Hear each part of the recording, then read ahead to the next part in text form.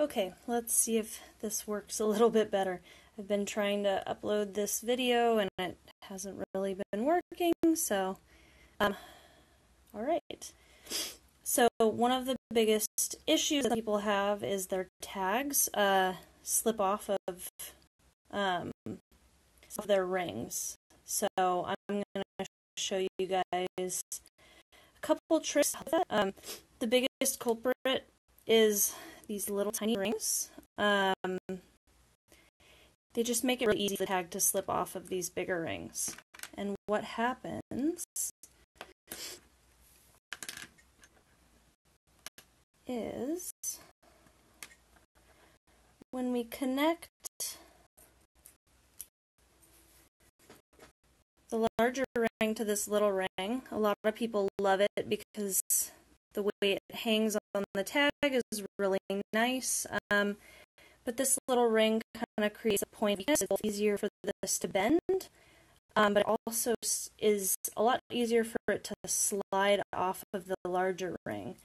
And as you can see right now, the ring is closed and there aren't any gaps in it. But a lot of times what happens is, especially with these really big D-rings, is once you connect this, it creates a gap in the ring.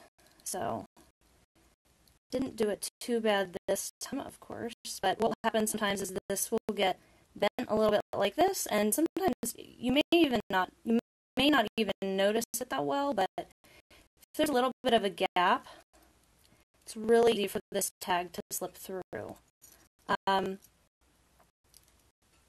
This may not be a problem for some people, but a lot of times leashes get hooked onto these, different things happen, and it can this tag a little bit more. And with these little tiny rings, you just have a lot less room for error. So what I prefer, especially if you've had issues in the past, tags slipping off, is to connect the larger ring directly to the tag itself. I'll show you why that's less of a problem. So even if there's a gap on here, the material on the tag is so thick that it's just a lot harder for it to slip off. So it doesn't hang quite as nicely for some people on their dog's tags, but it's a lot more secure. And to me, that's pretty important when it comes to a dog tag. You don't want to lose it. So I actually got rid of the small rings a few years ago, and I got so many complaints from customers that said it didn't hang as nicely. So I started using them again.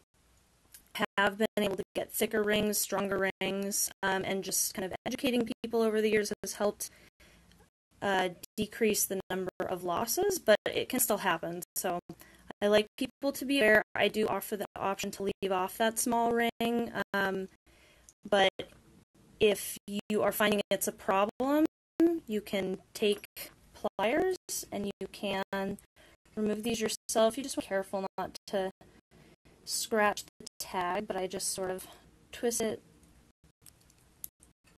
and then remove it that way.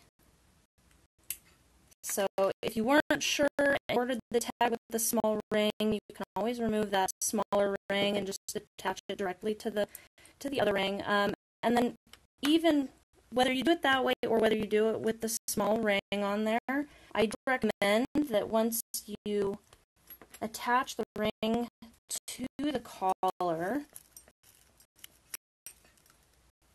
see that gap? I love these little rings because they let the tag hang a little closer to the collar, but they bend so easily, especially brass. It's a softer metal. It matches the brass tags really beautifully, but it is softer. So still run into this issue with stainless steel, but it's going to be a bigger problem with the brass. But you can kind of combat that by taking pliers and just twisting this down.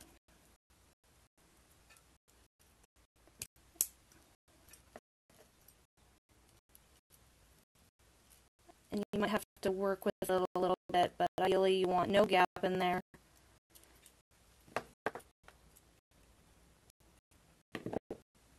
So it can take a little wiggling.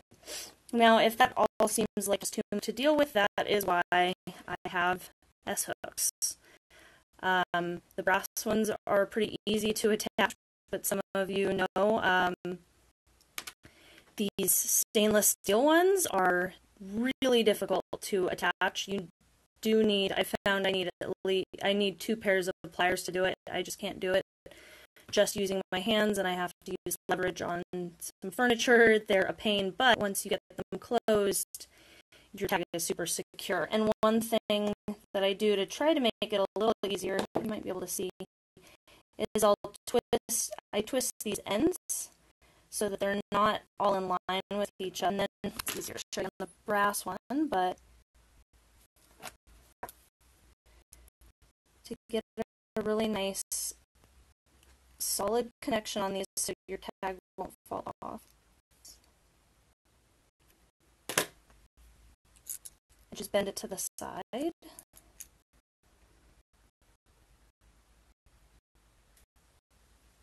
There we go. So we might need to do a little bit of that. So you just want as little of a gap in there as possible.